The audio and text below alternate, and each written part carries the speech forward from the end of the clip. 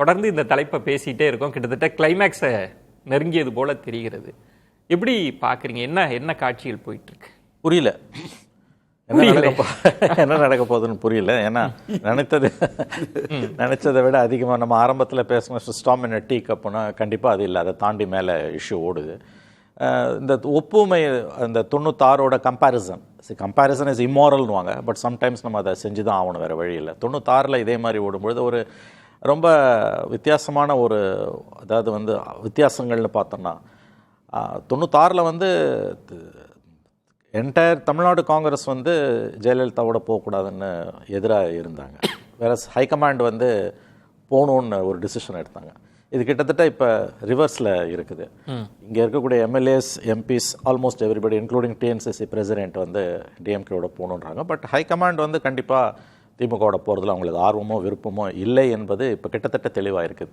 So இது ஒரு தலைகீழ ஒரு ப்ரொப்போசிஷனாக இருக்குது. உங்களுக்கு 96க்கும் இதையும் பார்க்கும்பொழுது எனக்கு நான் அதை தான், ஏன்னா அந்த நாட்களில் நான் எவ்ரிடே நான் டெய்லி ரிப்போர்ட்டிங்கில் இருந்ததால் அது எனக்கு தெரியும். எனக்கு இன்ஃபேக்ட் அந்த டிசிஷன் எடுத்தப்போ அடுத்த நாள் சத்தியமூர்த்தி பவனில் அந்த ரணகலம் நான் நேரில் பார்த்துருக்கேன். நான் பிரியன்லாம் வந்தார், அதுக்கு பிறகு வந்தார். அன்னைக்கு இல்லை, அவர் அடுத்த நாள் தான் வந்தார். ஸோ இதுக்கு எப்படின்னா ஹைகமாண்ட் அன்னைக்கு மாநில கட்சியோட போகணுன்னு விரும்பினாங்க, லோக்கலில் வேண்டாம்னாங்க. இப்போ கிட்டத்தட்ட அது தலைகீழ இருக்குது. எம்எல்ஏஸ் எம்பிஸ் பட் கேடர்ஸை பொறுத்த வரைக்கும் மிக்சடாக தான் இருக்குது. ஒரு தரப்பு போகணுன்னு ஒரு தரப்பு போக வேண்டாம்னு தான் சொல்கிறாங்க. எப்படி பார்த்தாலும் விஜயன் எனக்கு இட்ஸ் அ டஃப் டிசிஷன் காங்கிரஸுக்குன்னு எனக்கு தோணுது. ரொம்ப கடினமான ஒரு நிலையில் catch-22 சுச்சுவேஷன் வாங்க. திமுகவோட போனாலும் அதுக்கு ஒரு விலை கொடுக்க வேண்டியிருக்கும், போகலனாலும் ஒரு விலை கொடுக்க வேண்டியிருக்கும். என்ன பண்ண போகிறாங்கன்னு நமக்கு தெரியல. டிஎம்கேக்கு காங்கிரஸ் இல்லாமல் எலெக்ஷனை சந்திக்கிறதுன்றது அவ்வளோ ஈஸியானது கிடையாது. பர்செப்ஷனில் பெரிய அடி விழும் அவங்களுக்கு. ஏன்னா இது வரைக்கும் இந்த அலையன்ஸ் ஒரு வின்னிங் அலையன்ஸ்ன்ற ஒரு பெர்செப்ஷனை ரொம்ப சக்ஸஸ்ஃபுல்லாக அவங்க கடந்த பல மாதங்களாக கட்டமைச்சிருக்காங்க. அதில் ஒரு பெரிய ஓட்ட விழும். ஸோ டிஎம்கேக்கும் காங்கிரஸ் ஒருவேளை தாவேக்காவோட போகிறதுன்னு முடிவு எடுத்தா நமக்கு தெரியாது. அதுக்கு வாய்ப்பு குறைவுன்னு நான் நம்புகிறேன், இன்னமும் நம்புகிறேன், இந்த நிமிஷம் வரைக்கும் நான் நம்புகிறேன். திமுகவோட தான் இருப்பாங்கன்றது தான் என்னுடைய ஹஞ்ச் ஆஸ் ஆஃப் நவ்.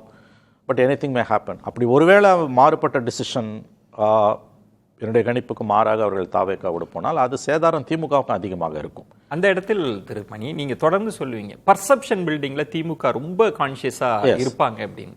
கிட்டத்தட்ட சோடங்கர் வெளிப்படையாக போட்டு உடைச்சிட்டார். மற்றவங்கெல்லாம் பேச்சுவார்த்தையில் இருக்கிறவங்க பேசியிருக்கிறோம், நம்பரை சொல்கிறோன்னு. அவர் சொல்கிறார் எங்களுக்கு 25 கொடுத்துருக்குறாங்க, அதை நாங்கள் ஏற்றுக்கொள்ள முடியாது அப்படின்னு சொல்கிறாரு. அப்படின்னா இப்போ என்ன நடக்குது? அப்போ திமுக இறங்கி வரணும், கொஞ்சம் அதிகப்படுத்தணும், இல்லை காங்கிரஸ் 25க்கு ஓகேன்னு அப்படி தான் இருக்கா சூழல்? அப்படி தான் இருக்குது. ஏன்னா அவர் சோடங்கர் சொல்கிறத நம்ம புறந்தள்ளிட்டு போக முடியாது. ஏன்னா அவர் பேச்சுவார்த்தை குழுவோட தலைவர். ஆமாம், அவர் தான் பேசுகிறார், அவர் தான் டெப்யூட்டட் பை ராகுல் காந்தி. இந்த இறுதி முடிவு கார்கே கூட கிடையாது, ராகுல் காந்தியும் சோனியா காந்தியும் தான் எடுப்பாங்கன்றது எல்லாருக்கும் தெரிஞ்ச விஷயம். உங்களுக்கு அப்போ திரும்ப திரும்ப ரிப்பீட்டடாக சோடங்கர் சொல்கிறாரு. நேற்றைக்கு அவருடைய பேட்டி நேற்று மாலையில் ஏனையில் வந்துருந்தது. உங்களுக்கு அது நீங்கள் பார்த்தீங்கன்னா நாங்கள் அதுக்கு முந்தின நாள் செல்வ பெருந்தகை சொன்னதுக்கு நேரெதிராக அவர் பேசுகிறார். சுமூகமாக இல்லைன்றது ஒரு வெளிப்படையாக சொல்கிறார். அப்போ செல்வ பெருந்தகை எதற்காக ஒரு பொய் சொன்னார்? அதை தாண்டி போய் செல்வ பெருந்தகை இன்னொன்று என்ன சொன்னார்? நீங்கள் அப்படி யாராவது மாறாக எழுதுனீங்கன்னா டெஃபமேஷன் கேஸ் போடுவார். இது ஒரு பொலிட்டிக்கல் ரிப்போர்ட்டிங்கு நான் டெஃபமேஷன் கேஸ் போடுவேன்னு இது வரைக்கும் எந்த டிஎன்சிசி பிரசிடென்ட்டும் மிரட்டினதெல்லாம் கிடையாது. அப்போ அந்த லெவலுக்கு அவர் சொன்னார். ஆனால் உண்மை ஜஸ்ட் ஆப்போசிட். அப்போ எதையோ மறைக்க தான் அவர் மீடியாவை மிரட்டினாருன்னு நமக்கு தெரியுது. அப்போ சோடங்கரோட வார்த்தையில் நீங்கள் பார்த்தீங்கன்னா அவர் பேச்சுவார்த்தை சுமூகமாக இல்லைன்றதை தெளிவுபடுத்திட்டார். 24 மணி நேரம் ஆகுது, அதுக்கு எந்த ரியாக்ஷனும் வரல. காங்கிரஸ் வேற யாரும் அதை மறுக்கல. So there is a problem, ஒரு சிக்கல் இருக்குது. சுமூகமா இல்லை. அதை உடச்சி பேசணும்னா நம்பர்ல பேசுறப்ப நாங்க இவ்வளவுதான் தருவோம், ஆஃபர் பண்ணது 25 தான் திமுக தரப்புல சொல்வதா சொல்றாங்க. இவரு 40ன்றார். இதைத்தான் ஒரு சுமூகமா இல்ல. 40ஓ 35ஓ விஜயன், நான் என்ன சொல்றேன், ஒரு எக்ஸ் நம்பரை காங்கிரஸ் சொல்றாங்க, டிஎம்கே அவங்க தரப்பு அவங்க சொல்றாங்க. மீட்டிங் பாயிண்ட்டுக்கு இடமே இல்லாமல் இருக்குது. இப்போ 30 25 தான், நீங்கள் 27 ரீச் பண்ணலாம். ஓகே, இப்போ அவங்க 35 41லேருந்து 35 வந்திருக்காங்க, நாங்கள் இவங்க 25 தான்னா நீங்கள் மீட்டிங் பாயிண்ட் எங்கே வரும்? இல்லை அடிஷ்னலாக வந்த ப்ராப்ளம் உங்களுக்கு ராஜ்யசபா சீட். ஓகே, சரி, இந்த சிக்கல் இன்னும் 10 நாட்கள் கூட தள்ளி கூட முடிவு எடுக்கலாம்னு 2 பேருமே வெயிட் பண்ணுவாங்க. ஆனால் ஏன் இது ஒரு நெருக்கடி 2 பேருக்கும் கொடுக்குன்னா, ராஜ்யசபா எலெக்ஷன் வந்ததால் இப்போ 5ஆம் தேதிக்குள்ளே நாமினேஷன் முடிச்சாகும்.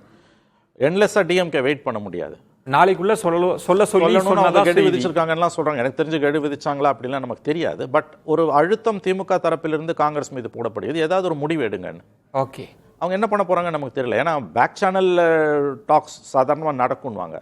நான் கேள்விப்பட்ட வரைக்கும் அது கூட இல்லைன்றாங்க. இது வந்து ஒரு ஸ்டேல்மேட்டில் போய் மாட்டிக்கிச்சு. ஓகே, ஒரு ஹாம்ஸ்ட்ரங் பொசிஷன் வாங்க, அதாவது முன்னாலையும் போக முடியாது பின்னாலையும் வர முடியாது. அந்த மாதிரியான ஒரு சிக்கலில் போய் இது மாட்டி இருக்குது.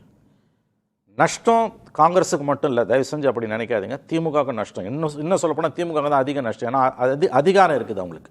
அதில் திருமணி அப்படின்னா திமுகவில் இறங்கி வரக்கூடிய தன்மையில் இருந்திருக்கணும். நீங்கள் சொல்கிற மாதிரி பர்செப்ஷனுக்கு அதிக முக்கியத்துவம் கொடுக்குற திமுக, வெற்றி வாய்ப்புக்கு அதிக முக்கியத்துவம் கொடுக்குற திமுக, ஐயோ காங்கிரஸ் இல்லைன்னா போயிருமேன்னு இறங்கி வந்திருக்கணுமே. அப்படி தெரியுதா உங்களுக்கு? இறங்கி வந்த மாதிரி அவங்க இறங்கி வரல. எனக்கு அங்கே தான் வந்து அது சில விஷயங்கள் என்னால் புரிஞ்சுக்க முடியல. நீங்கள் வந்து கடந்த 10 ஆண்டுகளாக வந்து எந்த ரெப்ரசன்டேஷனும் இல்லாத தேமுதிக கடந்த தேர்தலில் அவங்களுடைய பர்சன்டேஜ் எவ்வளோன்னு பார்த்தீங்கன்னா 0.4% கீழே போகுது. மக்கள் நீதி மையம் இந்த கட்சிகள்லாம் காங்கிரஸை ரீப்ளேஸ் பண்ண முடியாது. காங்கிரஸ்ன்றது வெறும் பர்சன்டேஜ் மட்டும் கிடையாது. It's value added category. உங்களுக்கு சும்மா ஒன்றும் ஸ்டாலின் அவர்கள் வந்து முதலமைச்சர் ஸ்டாலின் இந்த கட்சியை கூட வச்சுக்கல. அது இல்லைன்னா வந்து வரக்கூடிய சேதாரம் என்ன என்பது அதிகாரத்தில் உள்ளவர்களுக்கு நன்றாக தெரியும். அதை வச்சு தான் வந்து காங்கிரஸ் பார்கெனிங் பண்ணுது. இதில் வந்து சரி தப்புலாம் நம்ம எதுவுமே சொல்ல முடியாது. ஒரு கட்சியோட உரிமை அது அதிகாரத்தில் பங்கு கேட்பதோ கூடுதல் இடங்களை கேட்பதோ.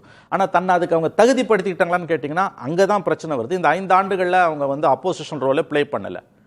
கட்சியை வளர்க்கறதுக்கான எந்த விதமான முயற்சியும் கிடையாது. அட்லீஸ்ட் பார்லிமெண்ட் எலெக்ஷனுக்கு பிறகாவது. ஸோ திடீர்னு வந்து கடைசி நேரத்தில் வந்து நீங்கள் வந்து அதிகாரத்தில் பங்கு கூடுதல் சீட்டுன்னு போது ஆப்வியஸ்லி இந்த கொஸ்டின்ஸ் அரைஸ் ஆகுறது தவிர்க்க முடியாது. ஒரு இடம் நீங்கள் கவனிச்சிருப்பீங்க, நம்மளே கூட பேசணும்.